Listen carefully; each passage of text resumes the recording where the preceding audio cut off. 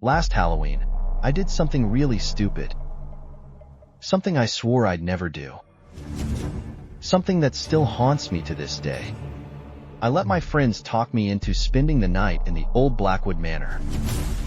It was supposed to be just a harmless dare, a test of courage. Everyone calls it the haunted house on Spooner Hill. Stupid name, right? But the stories about that place were anything but stupid. The house itself was a looming, dark presence, with broken windows and an overgrown yard that seemed to whisper secrets. It all started with a dare. A simple, foolish dare that spiraled into something much more.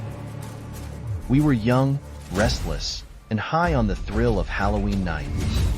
The excitement in the air was palpable, almost electric. The air was crisp, filled with the smell of burning leaves and mischief. It was the perfect setting for a night of daring and adventure. We were gathered around a bonfire, swapping ghost stories, each more outlandish than the last. The flames danced, casting eerie shadows on our faces. Then, someone, I don't even remember who, dared me to spend the night in the Blackwood Manor. The challenge was laid out, and the stakes were high. He said, "If you can spend the whole night there, alone, we'll give you bragging rights for the rest of the year." It was a tempting offer, one that played on my pride. The dare hung in the air, thick and heavy, like the smoke from the bonfire. It was a moment of tension, a test of my resolve. For a moment, I hesitated. The stories about Blackwood Manor were enough to make anyone think twice. Everyone knows the stories about Blackwood Manor. Tales of ghostly apparitions, strange noises, and unexplained events. Stories whispered in hushed tones, stories that made your blood run cold. They were the kind of tales that lingered in your mind long after they were told. But the more I thought about it, the more I realized I couldn't back down. My pride was on the line, and I couldn't let my friends see me as a coward. Not in front of them. Not tonight. The pressure was immense, and I felt like I had no choice but to accept. So, against my better judgment, I said yes. And that decision, that one moment of weakness, changed everything. The drive to Blackwood Manor was short and silent. The road stretched out before us, a narrow ribbon of asphalt cutting through the dense forest. The trees on either side seemed to close in, their branches forming a dark canopy overhead. The only sound was the hum of the engine and the occasional rustle of leaves in the wind. The closer we got, the heavier the atmosphere became. A thick fog began to roll in, obscuring our view and making the world outside the car seem even more surreal. It was as if we were driving into another realm, one where the rules of reality no longer applied. The streetlights seemed to dim as we approached, shrouding the house in an eerie glow. Their light barely penetrated the fog, casting long, distorted shadows that danced and flickered like ghostly apparitions. It felt as though the very air around us was thick with anticipation, waiting for something to happen. The house loomed before us, a grotesque silhouette against the backdrop of the night sky. Its jagged edges and towering spires seemed to reach out, clawing at the heavens. The sight of it sent a shiver down my spine, a visceral reaction to the sheer malevolence that seemed to emanate from its very walls. Blackwood Manor was a sprawling Victorian mansion, with dark, brooding towers that seemed to claw at the sky. The architecture was a twisted blend of elegance and decay, a testament to a bygone era of opulence now lost to time. Each tower, each window, seemed to hold a story, a secret waiting to be uncovered. The paint was peeling, the windows boarded up, and the once grand entrance was now a decaying maw, promising nothing but darkness. The front door, barely hanging on its hinges, creaked ominously in the wind. It was clear that no one had set foot inside for years, perhaps even decades. As I stepped out of the car, a cold wind whipped through the trees, sending a shiver down my spine. The air was thick with the scent of damp earth and decaying leaves, a reminder of the relentless march of time. I pulled my coat tighter around me, trying to ward off the chill that seemed to seep into my very bones.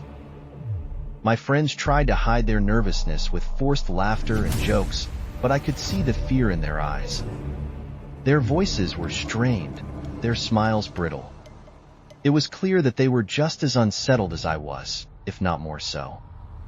The bravado they had shown earlier was quickly fading in the face of the reality before us. Even they, in the cold light of reality, knew this was a bad idea. The house seemed to loom larger with each passing moment, its presence oppressive and unyielding.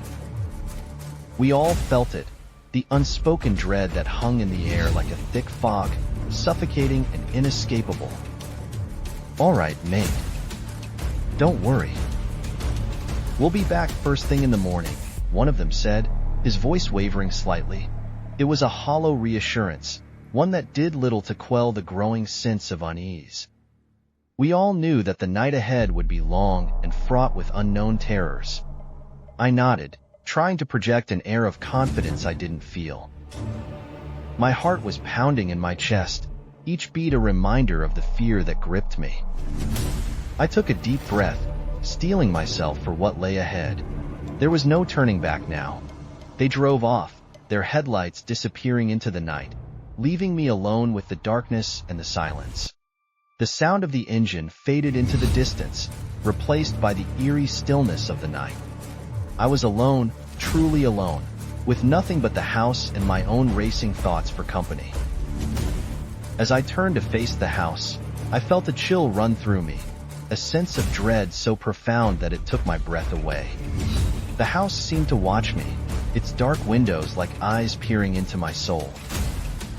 I could feel its malevolent presence, a silent promise of the horrors that awaited within. This was it, there was no turning back.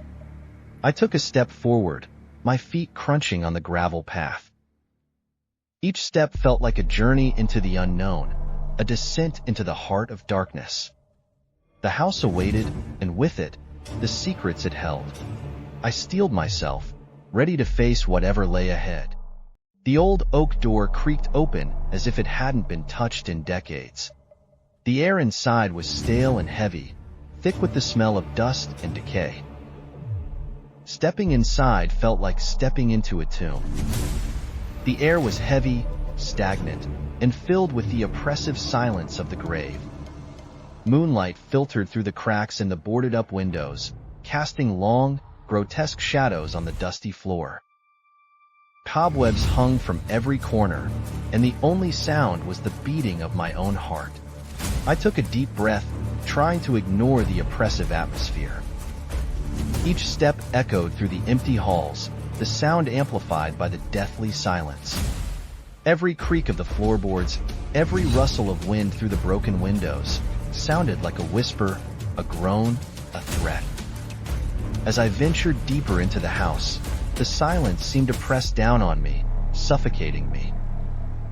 It was an unnatural silence, the kind that makes you feel like you're being watched, hunted. I reached the grand staircase, its once polished banister now covered in a thick layer of dust.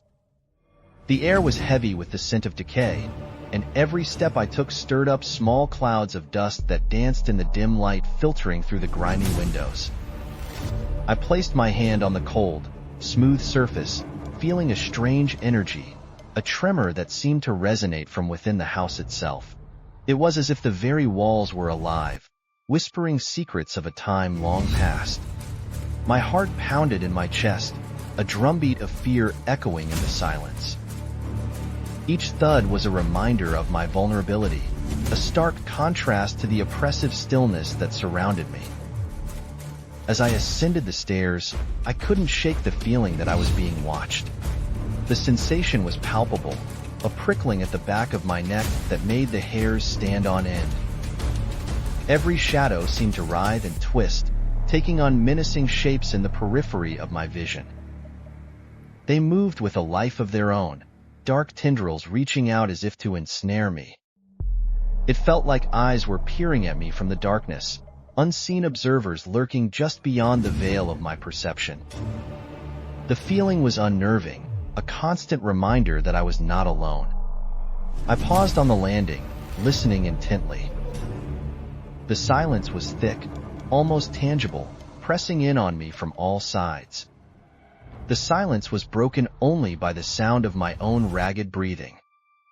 Each breath was a struggle, the air feeling heavy and oppressive in my lungs. But then, I heard it. A soft, almost imperceptible sound coming from the end of the hallway. It was faint, but unmistakable, a subtle disturbance in the stillness. A slow, dragging sound, like footsteps. They were deliberate, each step echoing with a sense of purpose that sent chills down my spine. I froze, my blood turning to ice in my veins. The fear was paralyzing, a cold grip that held me in place. I told myself it was just the house settling, the wind playing tricks on my ears. But the rationalizations felt hollow, a flimsy shield against the growing dread. But deep down, I knew better. The house was alive with a malevolent presence, something that defied explanation. Something was in the house with me, something evil. It was a presence that could be felt in every creak of the floorboards, every whisper of the wind through the broken windows. I knew I had to keep moving, but the fear was almost too much to bear. The dragging footsteps grew louder, closer. They were coming from the room at the end of the hall, the door slightly ajar, a black void beckoning me forward. My every instinct screamed at me to run, to get out of this house, but my feet felt rooted to the spot. I couldn't help myself. I had to see, to know what lurked in the darkness. I took a step towards the room, then another. With each step, the temperature seemed to drop, a cold, oppressive presence seeping into my bones. As I reached the doorway, the footsteps stopped. The silence was deafening.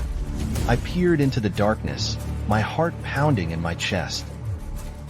The room was empty, shrouded in shadows. But just as I was about to turn away, I felt a cold breath on the back of my neck.